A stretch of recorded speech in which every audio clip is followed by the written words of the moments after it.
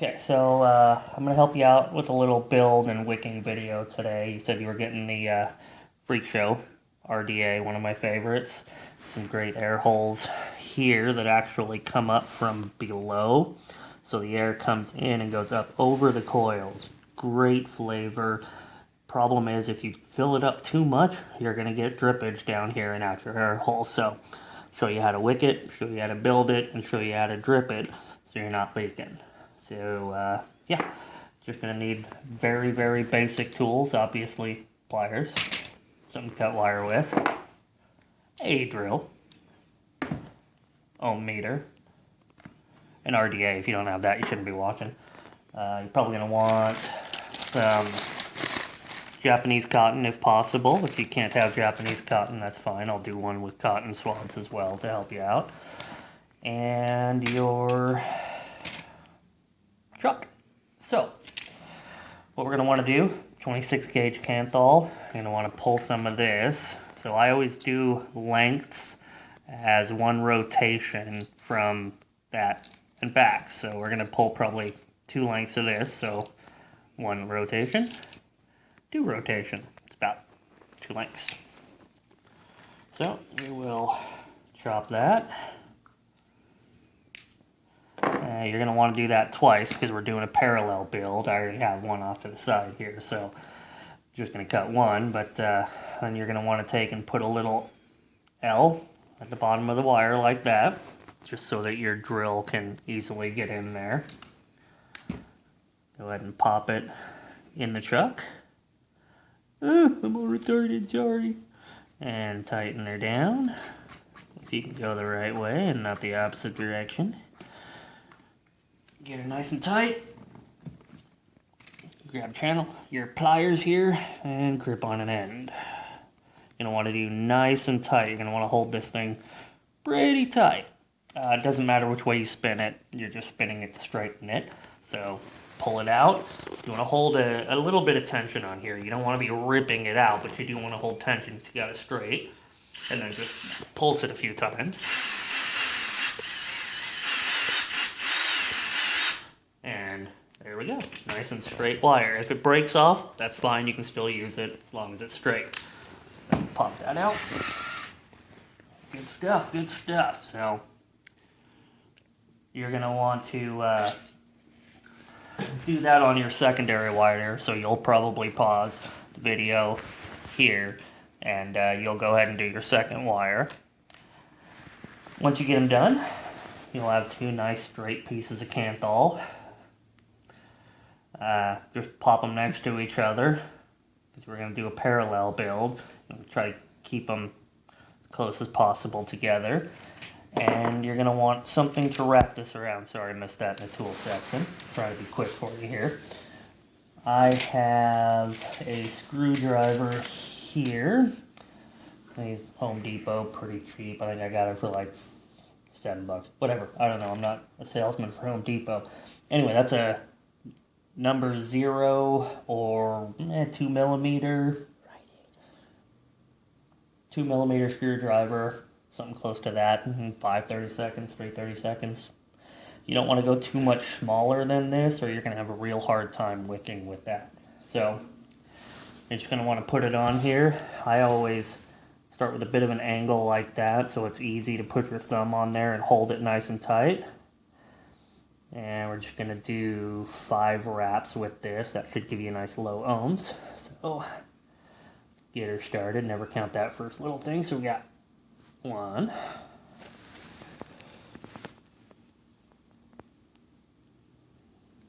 2. You want to keep them nice and close. You don't want these wires to ever overlap each other. That's a hot spot and not good. 3, 4, and 5. So we're going to want to pull that, get that straight there. And then you're going to want to take this leg here and pull it down and straighten that out. You can see there's going to be a little gap right there. That's fine. What I always do is, actually we'll do that. That works better. Look at that. Because we did 5 wraps. So you can pull that off. And then you just use that butt, kind of push up against there and get a nice tight coil. Pretty simple stuff so far. Cool, so moving on, what we're going to do is there's going to be a point in here where I'm going to tell you to stop, because you can either do a sleeper coil, or you can do 2 separate coils. I'll get this set up in sleeper coil now. Note, sleeper coil is ridiculously difficult. It is going to probably piss you off quite a bunch, but it's worth it in the end if you can pull it off. So we'll go ahead and leave this long leg here and stick that right through your center post, and I will show you why in a minute. Now, get that all the way through there, and you'll be able to see how this one comes from the bottom, that side comes from the top. So what I like to do for better wicking is actually turn it so that the upside here goes into your negative post. That way you have a little bit more room to do your wicking on this side. That's just my personal preference. You can do it the other way if you like. In fact, I started out by doing it the other way and then figured this little bitty out and started doing that. So, get that in there. Get it pretty close. I mean, you're going to want to be right up on there because we're going to need to be pulling tight. So once you get that in there, you're going to tighten down your legs, of course. Or your posts, your legs. Your legs are what's sticking through there. I'm only retarded on days ending in a Y. Sorry about that. So you're going to want to tighten this one down. And as soon as we get this tightened is where we're going to take a quick stop and explain something. So there's something called a sleeper coil. Forgive me if you already know this, and feel free to skip through. There's 2 different ways we can do this. While we do this, I'm going to straighten it up a little bit. Just stick the screwdriver through there, get her nice and straight. Anyway, so sleeper coils, that is where you actually only have a single piece of Kanthal running both of your cables, which is great because there's no hot spots, there's no gaps, there's nothing. It is just pure ohms and pure blissness. However, since you're first starting off, I'm going to recommend against building a sleeper coil, but I'm going to explain how to do it anyway. What you're going to want to do for a sleeper coil, I don't know if you watched me just kind of wiggling that around, but you're going to get that set up. Then you're going to take your screwdriver and you're going to get it in there right about like that, okay? This is really tough. I even struggle with it, and I'm going to be all retarded because I'm on camera, so it's really weird angles. Anyway, essentially what you do is you're just going to twist another one on there just like that, trying to get them as close as you can, as tight as you can. And then on your last wrap, before you pull it tight, you're actually going to stick the legs through the negative and tighten it down. Okay, I'm not going to build that because that's a little hard for you. So what we're going to do actually is instead we're going to go ahead and clip this guy off nice and close in there, as close as you can get it. And you're left with this nice length of Kanthal. Mine's bent up because I was going to show you the sleeper, but I didn't.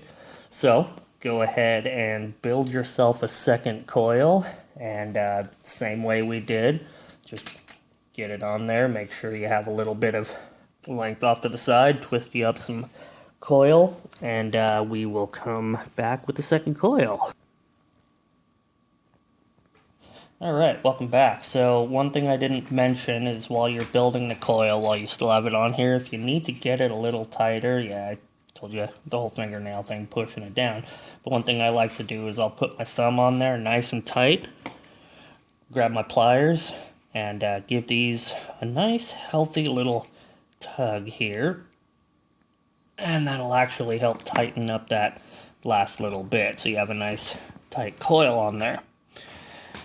And then we're just going to want to clip off the excess. You always want to have one leg longer than the other. Trust me, it will save your life. I know, I'm dramatic. What can I say?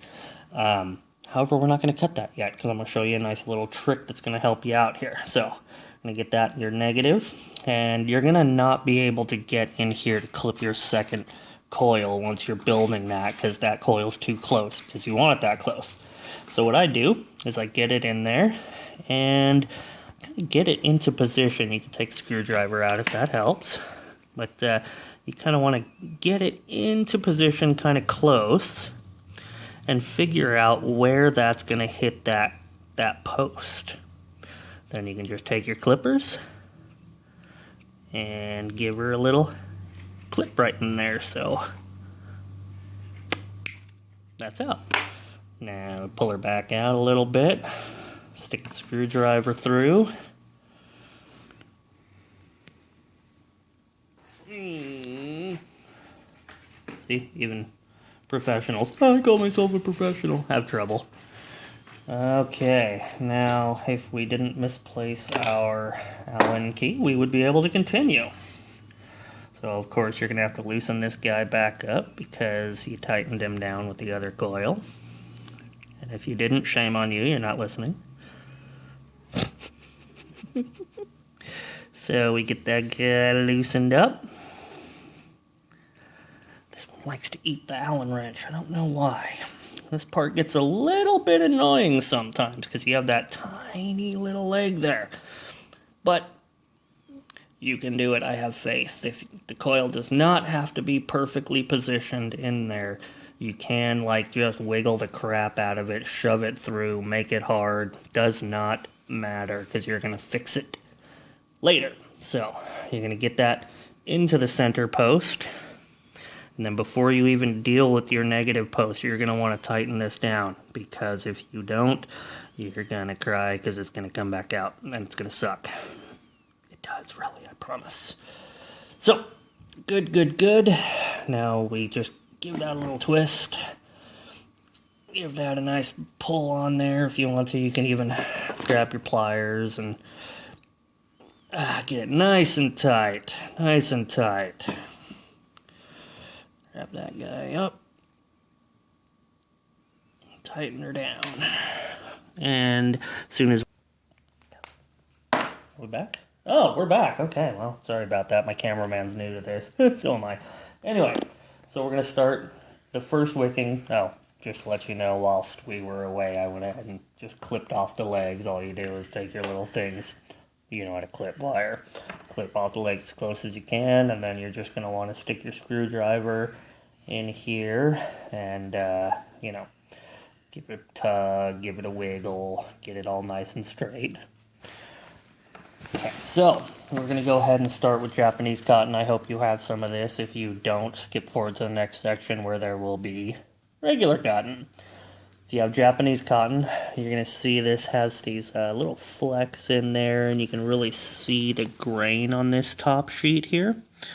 And there's the same thing on the bottom. So we need to pull those pieces off. So you just kind of get in here nice and thin. You don't want to be pulling a lot off because you need the cotton. But you can see it's almost translucent once you peel that top layer off. So we just want to peel that top layer off here. Set that off to the side. Do the same thing on the bottom. And yes, all Japanese cotton has this. So it doesn't matter where you buy your cotton from. It doesn't matter what they say. Always do this, or you're going to be an unhappy vapor with some really bad stuff in your lungs. Yay, that's off. So with Japanese cotton, all you got to do here is take your scissors, chop her in half, long ways. Set one piece off to the side because you only need half, and then you want to do that again. Chop it in half long ways. Okay. You can get these little stringies off if you want to. And then you're going to want to take one side and just roll it between fingers. You want to make sure you roll pretty tight and that you're rolling enough to go all the way through that coil. So you got this nice little thing there. Go ahead and stick that right through the coil and pull her through the other side. Now Japanese cotton, nice and soft. See how that easily just pulls through? you want to have a little bit of friction, but not much. So, there we go. Now, do that with the same thing on the other side. Get them little fleckies off. Twister between your hands. Make sure you get it nice and tight so it will fit. That's why I made sure we're using at least a 2mm drill. Now you're going to have a lot of people telling you, oh, well, micro coils are awesome. Yeah, they're cool. Don't wick it. And if you do wick it, you're not going to get the cotton through. I don't like micro coils for that reason alone. I like my cotton in my coil. Better flavor, better vapor. Stick her through just like that and give her a little tug. Super simple. Now, on this one, you do have a deep well, but you're going to need to still cut some of this cotton away. That's way too much cotton for an 18650. So what I always do is I just cut off where I have twisted. And then you can trim a little bit off of this flare up in there. Does not matter. You don't need a lot of cotton. Grab yourself a nice flat screwdriver. Pull her around. And use your hand and just stuff it under the coil.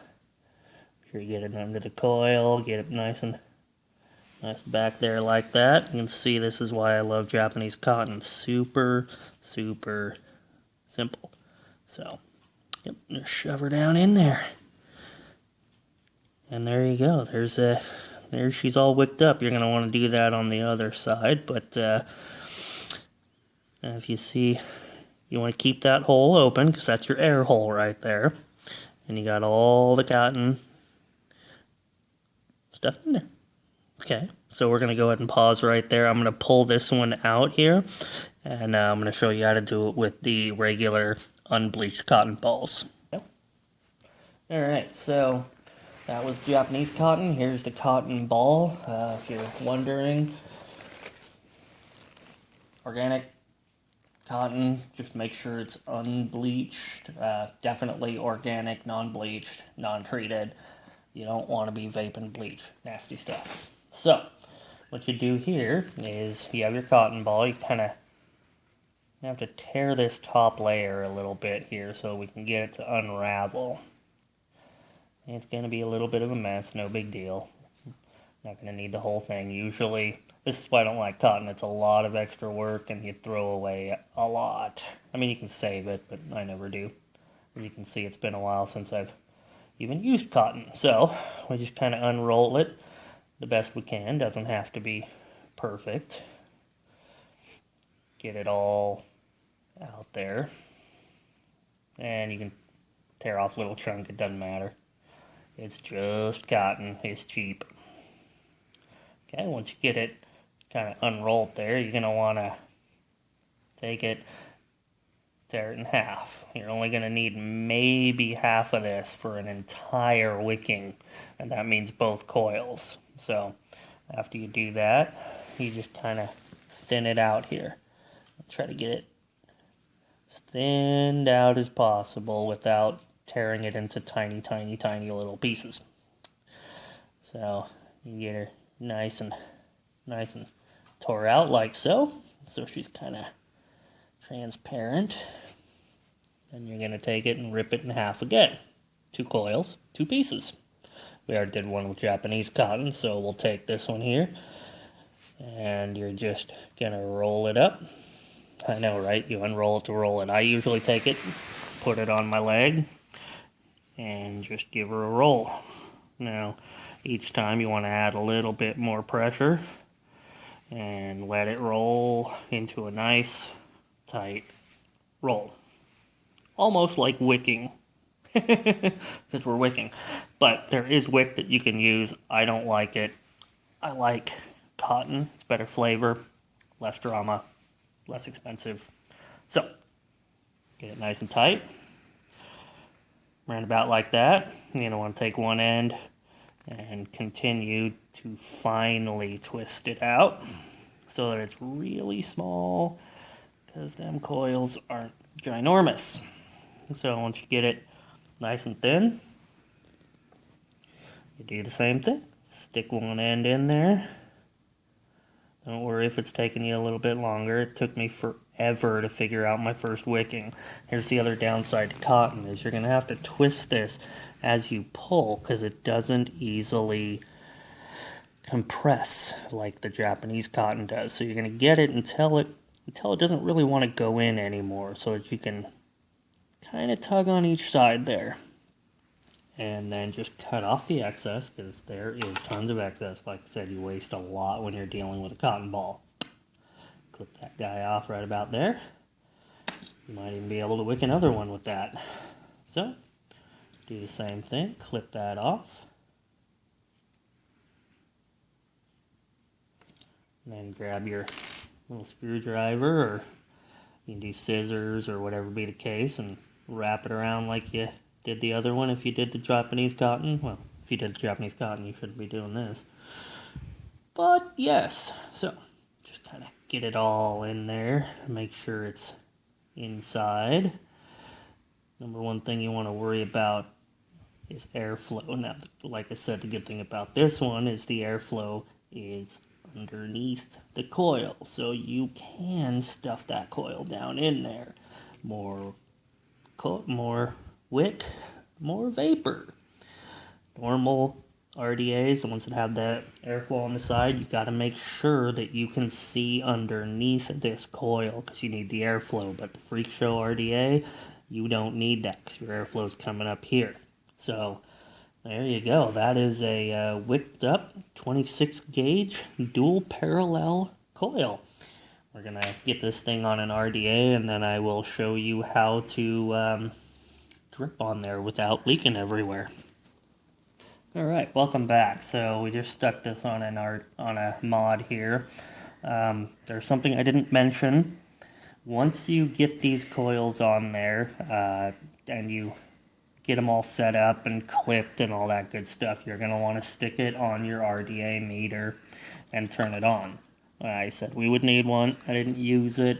It's a pretty simple coil. I'm in no worry of this being in a dangerous ohm zone, and especially not with a build like this. You were mentioning you didn't like a lot of smoke, so this should be somewhere around 0.38, 0.36, 0.40, something in that neighborhood.